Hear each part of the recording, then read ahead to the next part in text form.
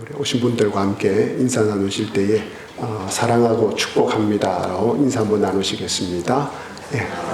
사랑하고 축복합니다. 예. 사랑하고 축복합니다. 예.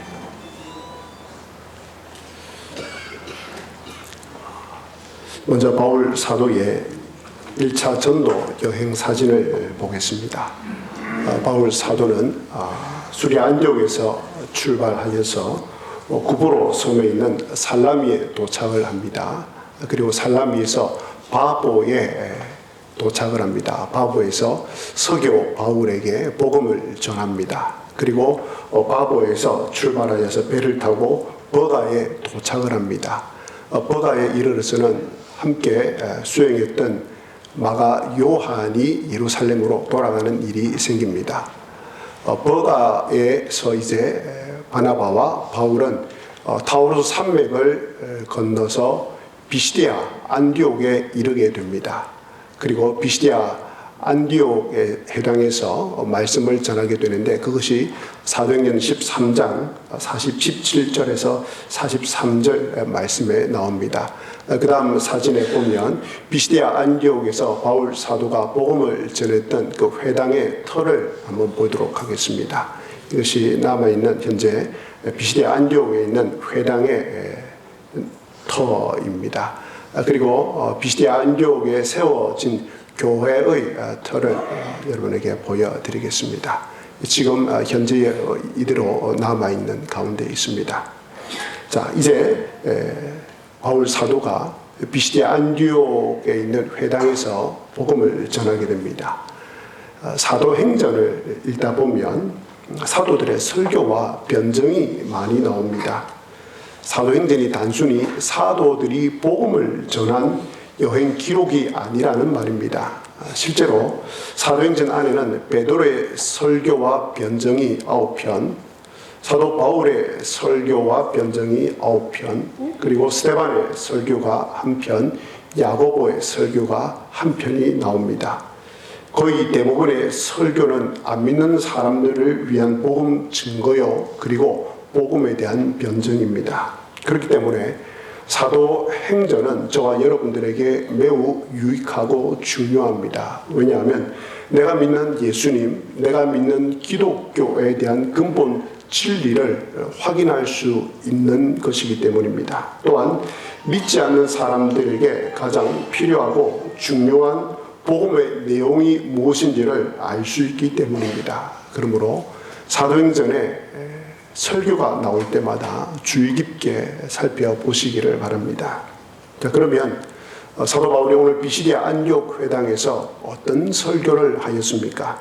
첫째로 구원 역사를 주관하시는 분이 하나님이시라는 것입니다. 하나님께서 아브라함을 택하셨습니다. 하나님께서 애굽 땅에 있는 이스라엘 민족을 구출해 주셨습니다. 그것도 10가지 재앙이라는 큰 권능과 기적을 통해서 이스라엘 백성들을 출애굽시키셨습니다. 그리고 하나님께서는 출애굽한 이스라엘 백성들이 반역하고 원망하였음에도 불구하고 40년 동안 그들의 소행을 참으셨습니다. 뿐만 아니라 하나님께서는 이런 이스라엘 백성들을 가나안 7족속을 멸하여 주신 다음에 가나안 땅을 기업으로 주셨습니다. 하나님께서는 이스라엘 백성들이 애굽 땅에 들어간 이후로 가나안 땅에 정착하기까지 430년, 450년 동안 기다리시면서 이스라엘 백성들을 인도하여 주셨습니다.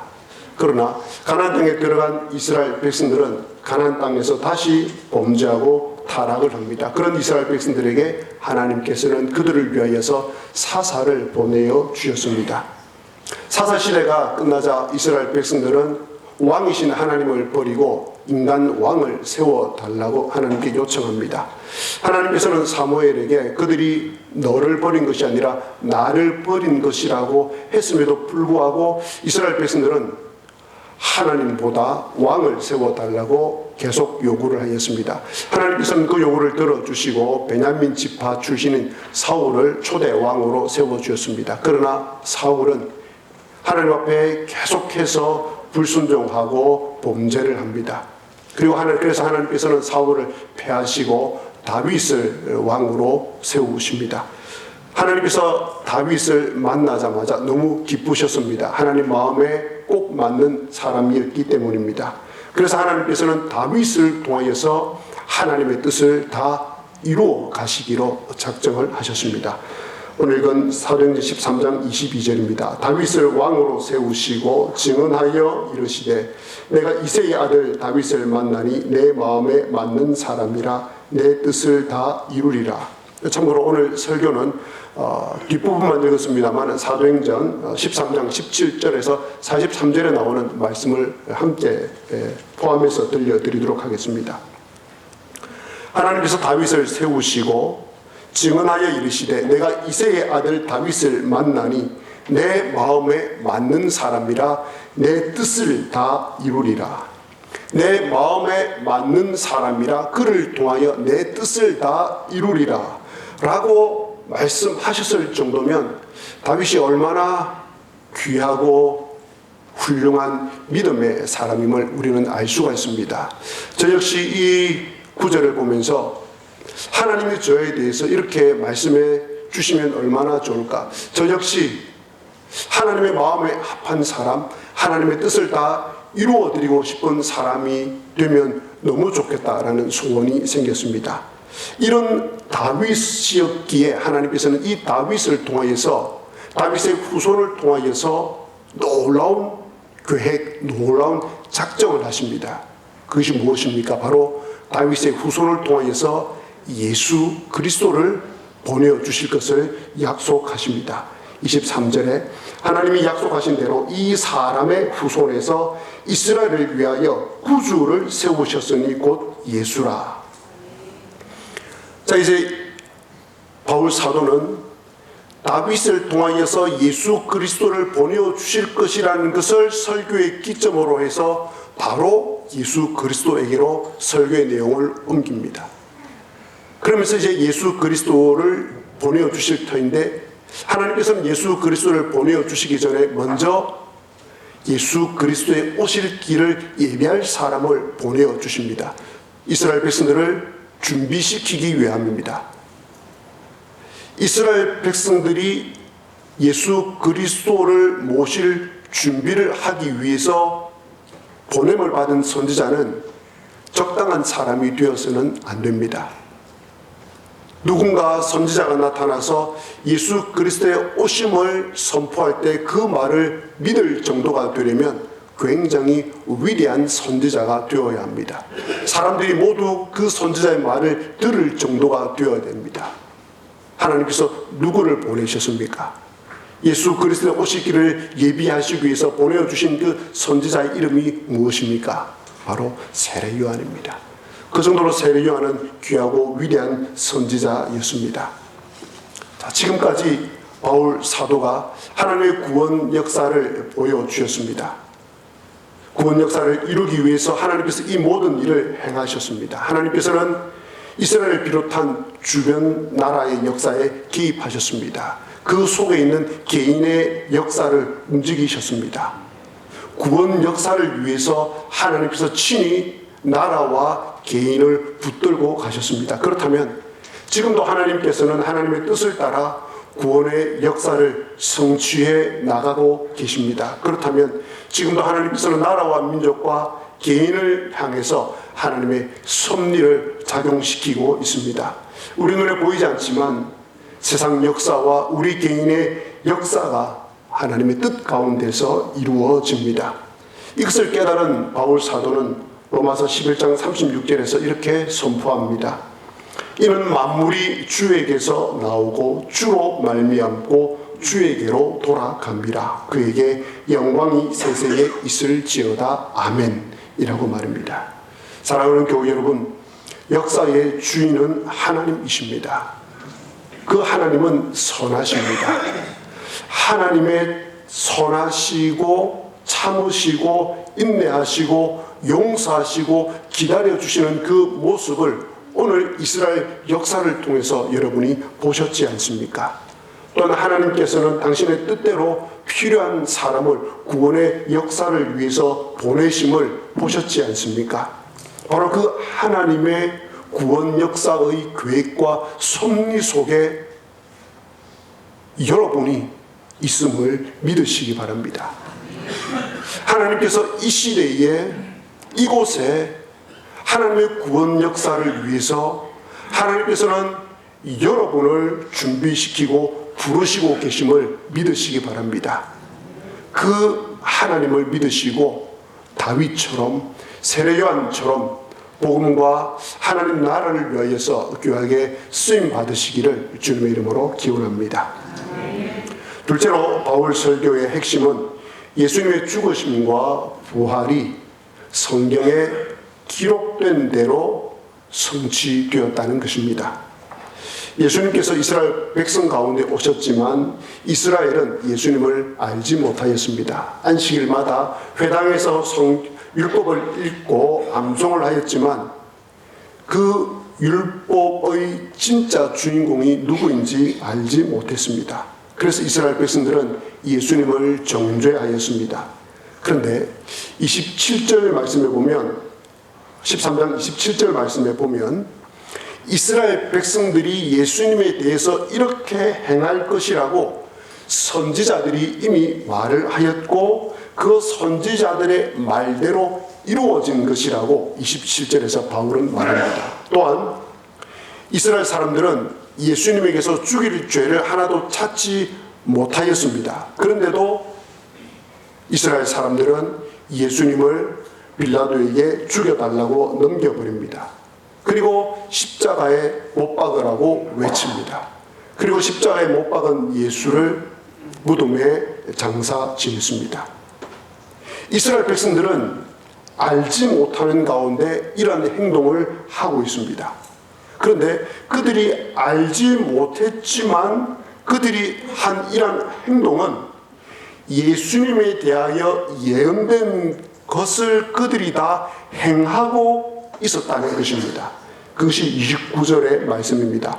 성경에 그를 가리켜 기록한 말씀을 다 응하게 한 것이라. 그들이 한 행동은 선지자들이 말한 예수님의 죽으심과 부활에 관한 기록을 그들이 다 응하게 한 행동이라는 것입니다. 이처럼 예수 그리스도의 죽으심과 부활은 선지자들에 의해서 구약 성경에 의해서 예언된 것이 성취되었다고 바울 사도는 주장하고 강조하고 있습니다. 이것을 구체적인 예를 들어서 설명을 하고 있습니다. 먼저 예수님에 관하여서 말씀을 하고 있습니다. 바울 사도가 예수님께서는 다윗의 후손을 통하여서 오셨습니다. 그런데 이것은 시편 2편 7절에 나오는 말씀의 성취라고 바울 사도는 말합니다. 시편 2편 7절에 보면 너는 내 아들이라 오늘날 내가 너를 낳았도다 라고 말씀하고 있는 이 예언이 예수 그리스도에 대한 예언이며 이것이 성취된 것이라고 이야기를 합니다. 자, 그 다음으로 하나님께서는 예수님을 죽은 자 가운데서 일으키사 다시 썩음을 당하지 않게 하실 것이라고 이사야 55장 3절에 예언을 하셨는데 이것이 이루어졌다라고 이야기를 합니다. 세 번역은 이사야 55장 3절을 이렇게 번역하고 있습니다. 다윗에게 약속한 거룩하고 확실한 복을 너희에게 주겠다라고 말입니다. 다윗의 자손으로 오신 예수님께서 부활하셨기 때문에 이 예언이 확실한 복이 될 수 있다고 말합니다. 계속해서 바울 사도는 하나님의 거룩한 자인 예수님은 썩음을 당하지 않을 것이라는 이 사실이 시편 16편 10절에 기록되어 있고 시편에 기록되어 있는 이 예언이 실제로 예수님에게서 이루어진 것임을 밝히고 있습니다. 시편 16편 10절입니다. 주의 거룩한 자를 멸망시키지 않으실 것임이니이다 라고 되어 있습니다. 이 예언이 바로 예수님의 죽으심과 부활에 성취되었음을 사도 바울은 증거하고 있습니다. 그러므로 예수님의 죽으심과 부활은 어쩌다 일어난 일이 아닙니다. 성경에 예언된 것이 성취된 것입니다. 하나님께서 오래전부터 구원을 계획하시고 준비하시고 성취해 나가신 일입니다. 보통 보통 우리 세상에서 예언의 성취를 이야기할 때 10년 전에 누군가가 혹은 100년 전에 누군가가 예언한 것이 성취되었다. 그러면 그 사실을 엄청나게 큰 사건으로 또한 그 사람을 큰 예언자로 생각을 합니다.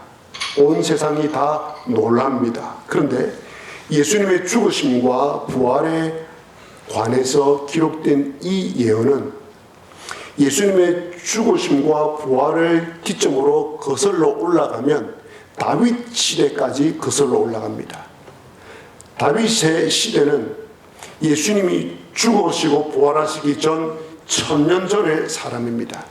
1000년 전에 살았던 다윗이 성령의 영감을 통해서 기록했던 또 썼던 그 구절이 1000년 뒤에 예수님에게서 성취된 것입니다. 또한 이사야는 예수님 오시기 전에 700년 전의 사람입니다.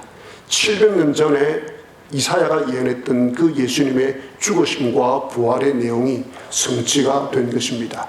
이런 예언의 성취가 성경에 한두 군데 나오는 것이 아닙니다. 이런 예언이 성취가 되려면 사람으로서는 불가능한 영역에 속합니다. 1000년 전에 700년 전에 예언을 했던 것이 그대로 이루어지기 위해서는 반드시 신의 역사가, 신의 개입이, 신이 역사 가운데 임하심이 반드시 있어야지 가능한 이야기입니다. 참 신이신 하나님께서 이 역사를 붙들고 운행해 나가셔야만이 1000년 전의 예언이 그 수많은 장벽과 그 수많은 장애물에도 불구하고 반드시 이루어질 수 있는 것입니다. 그러므로 저와 여러분께서 믿고 있는 이 기독교 진리는 예언의 성취 위에 서 있는 진리입니다. 견고한 터 위에 있는 진리입니다. 그저 단순한, 그저 막연한, 그저 느낌으로 혹은 감상으로 믿고 구원을 받는 일이 아니라 정확하게 예언된 내용이 성취된 복음임을 믿으시기를 바랍니다. 자, 이제 바울 사도는 이 설교를 마친 뒤에 회당에 있는 사람들에게 두 가지 적용을 합니다. 첫 번째 적용은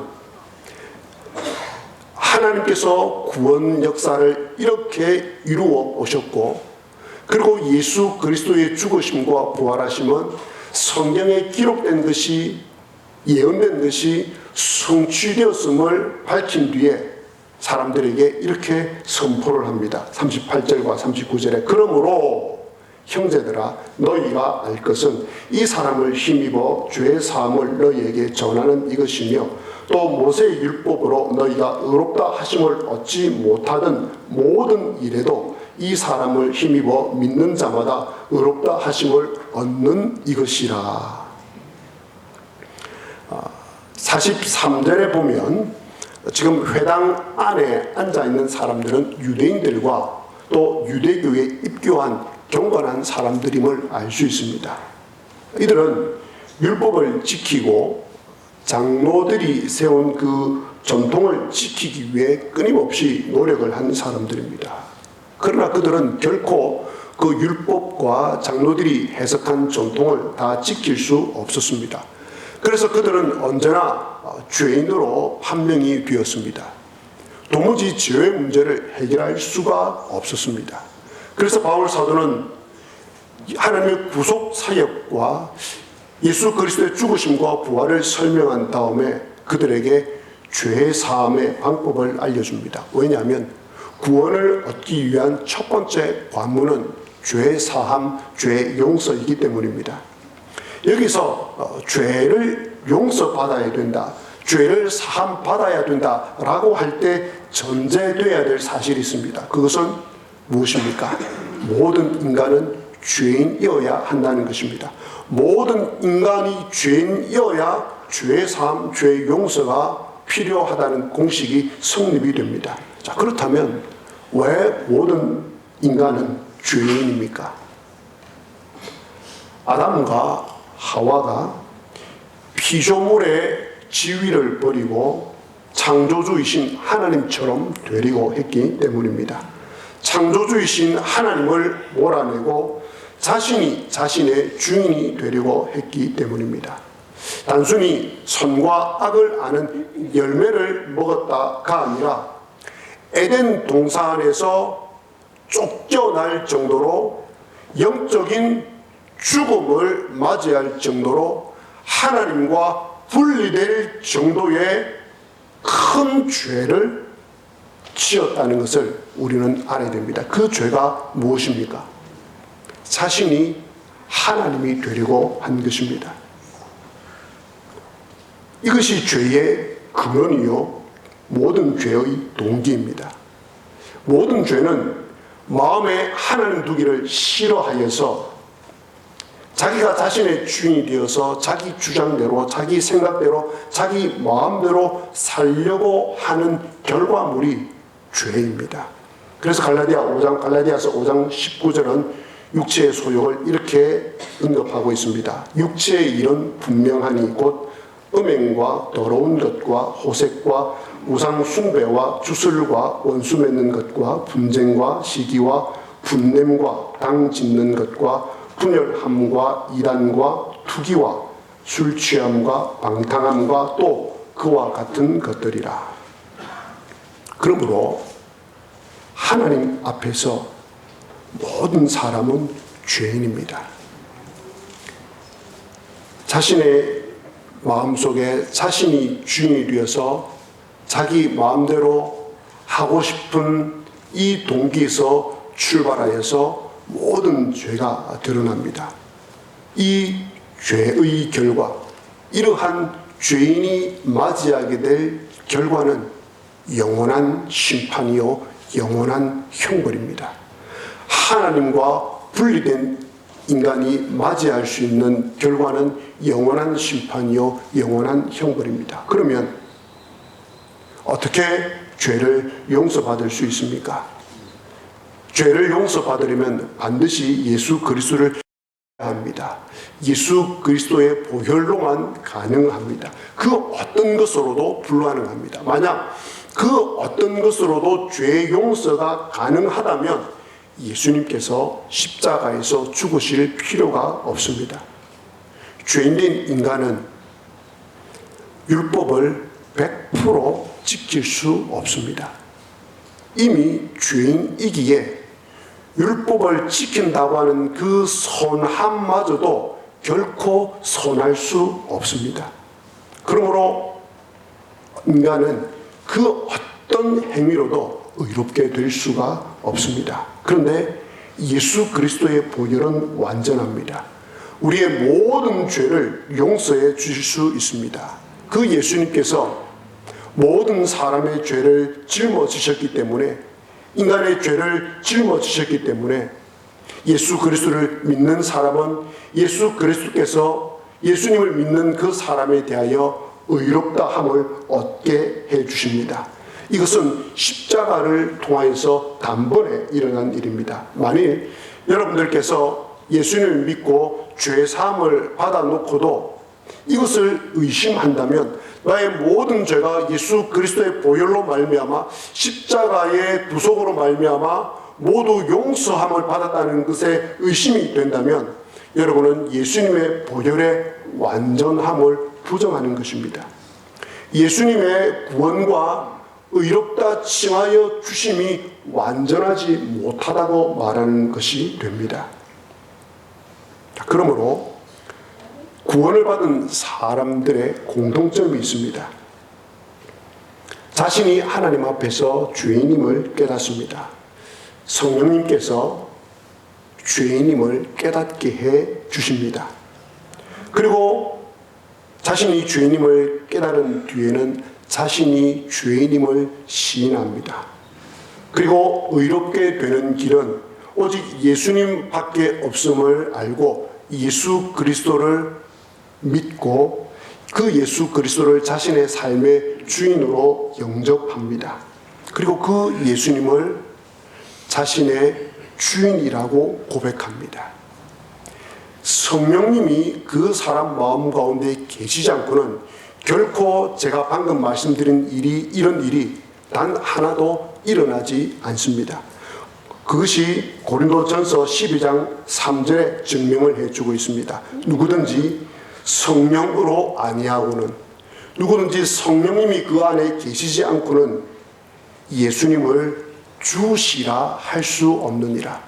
예수님을 주인이라고 결코 말할 수 없다고 이야기를 합니다. 자, 그리고 이제 내 삶의 주인이 이제는 내가 아니라 예수님이 된 사람은 예수님이 원하는 대로, 내 안에 계신 주인 되신 주님이 원하는 대로 살아가려고 노력합니다. 내 삶의 방향이, 예수님 믿기 전에는 내가 나의 주인이 되어서 내가 하고 싶은 대로, 내가 말하고 내가 생각하고 내 마음 먹은 대로 했지만, 그러나 삶의 주인이 바뀐 사람은, 마음속에 예수님이 주인으로 자리 잡은 사람은 그때부터는 내가 아니라 말씀이 내 삶의 방향이 됩니다. 그래서 예수님께서 기뻐하지 않는 삶을 살 때 예수님에게 미안한 마음이 듭니다. 그저 내가 잘못했네가 아니라 내 안에 계신 예수님에게 미안한 마음이 들고, 그리고 죄를 지을 때 예수님으로부터 찔림을 받습니다. 죄를 지었을 때 주님의 진노의 잔에 대한 두려움을 느낍니다. 그래서 다윗은 죄를 지은 다음에 이렇게 고백합니다. 시편 38편 2절에 주의 화살이 나를 찌르고 주의 손이 나를 심히 누르시나이다.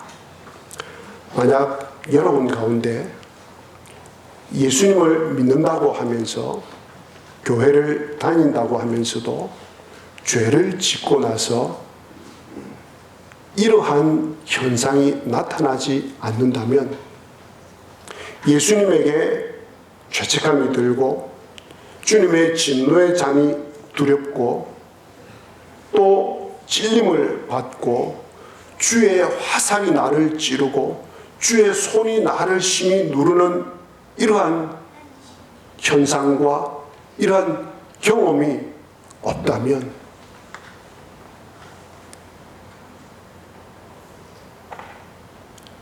천국에 들어갈 것이라고 장담할 수 없습니다. 성경이 우리에게 가르쳐주고 있는 진리입니다. 두 번째 적용은 이 복음을 받아들이지 않으면 멸망한다고 바울 사도는 이야기합니다. 바울은 회당 안에 있는 사람들에게 이 복음의 말씀을 전한 다음에 하나님께서 선지자들을 통해 말씀하신 것이 너희들에게 미치지 않도록 조심하라라고 경고를 합니다. 그러면서 하박국 1장 5절을 인용을 합니다. 그것이 우리가 읽었던 41절 말씀입니다. 보라, 멸시하는 사람들아, 너희는 놀라고 멸망하라. 내가 너희 때를 당하여 한 일을 행할 것이니 사람이 너희에게 일러줄지라도 도무지 믿지 못할 일이라 하였느니라 하니라. 이게 무슨 뜻이겠습니까? 하나님께서는 남유다가, 즉 예루살렘이 멸망하기 전에, 바벨론에 의해 멸망하기 전에 하박국 선지자를 보내어 주십니다. 그리고 남유다 사람들에게 멸망을 예언하게 하십니다. 바벨론을 통하여서 남유다와 예루살렘이 멸망하게 될 것이라고 말입니다. 그런데 예루살렘 사람들은 하나님께서 보내주신 이 하박국 선지자의 멸망의 경고 예언을 듣지 않습니다. 믿지를 않습니다. 그래서 하나님께서 하박국을 통하여서 오늘 이 읽었던 41절 하박국 1장 5절을 이야기해 주신 것입니다. 즉 이런 말입니다. 내가 너희를 바벨론에 멸망시킬 것이라고, 너희가 바벨론에 멸망당할 것이라고 선지자를 통해서 일러 주었는데도 불구하고 너희들은 도무지 그 일이 믿지 못할 일이라고 말하였도다. 너희들이 나의 말을 받아들이지 않고 나의 말을 멸시하였으니 너희는 놀라고 망하라 라고 경고를 합니다. 너희가 내 말을 듣지 않았으니 너희는 망하라 라고 이야기를 합니다. 바울 사도가 이 하박국 말씀을 인용하면서 회당 안에 있는 사람들에게 아주 강하게 경고를 하고 있습니다. 어떻게 경고를 하고 있습니까? 여러분들이 제가 지금까지 설명한 예수님을 하나님의 아들로 믿지 않고 예수님을 하나님께서 보내주신 메시아로 받아들이지 않는다면 하박국 선지자의 말을 듣지 않고 멸망당한 예루살렘 사람들처럼 될 것입니다 라고 경고를 하고 있는 것입니다. 바울 사도가 왜 이 정도로 강력하게 어쩌면 듣기 싫을 만큼의 말씀으로 경고를 하고 있겠습니까? 그 이유가 무엇이겠습니까? 예수 그리스도가 하나님의 아들이시기 때문에 그렇습니다. 예수 그리스도가 참 구원자시요 참 메시아이기 때문에 그렇습니다. 예수 그리스도를 믿지 않으면 영원한 멸망과 영원한 심판이 있기 때문에 그렇습니다.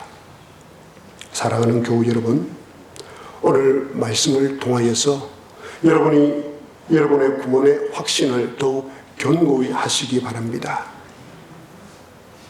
여러분께서 믿고 있는 진리가 성경에 예언된 것이 성취된 사실에 근거해서 여러분이 믿고 있는 진리 위에 견고히 서 계시기 바랍니다.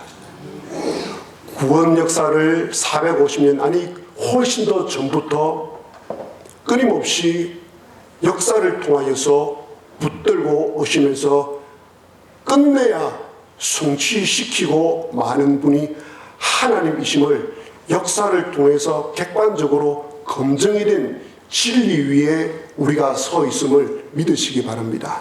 여러분의 구원이 얼마나 분명한 사실임을 믿으시기 바랍니다. 혹 여러분 중에 예수님을 믿지 않는 분이 계시다면 다시 한번 오늘 바울 사도가 증명을 통해서 보여준 예수 그리스도, 그 예수 그리스도를 다시 한번 생각해 보시고 나의 죄인됨을 고백하고 예수 그리스도를 구주와 주인으로 영접하시기를 부탁드립니다. 또한 여러분들의 가족과 친척들과 친구들 가운데 예수님을 믿지 않는 분이 계십니까? 우리 지세포와 이름면 지역에 8,000명의 주민들이 살아가고 있습니다. 그 가운데 많이 잡아서 교회 다니는 사람들 500명 정도입니다. 나머지 7,500여 명은 예수님을 믿지 않는 분들입니다. 그들에게 오늘 바울 사도처럼 멸망을 경고할 만큼의 간절함으로 나아가셔서 예수 그리스도를 복음을 전하시기를 바랍니다.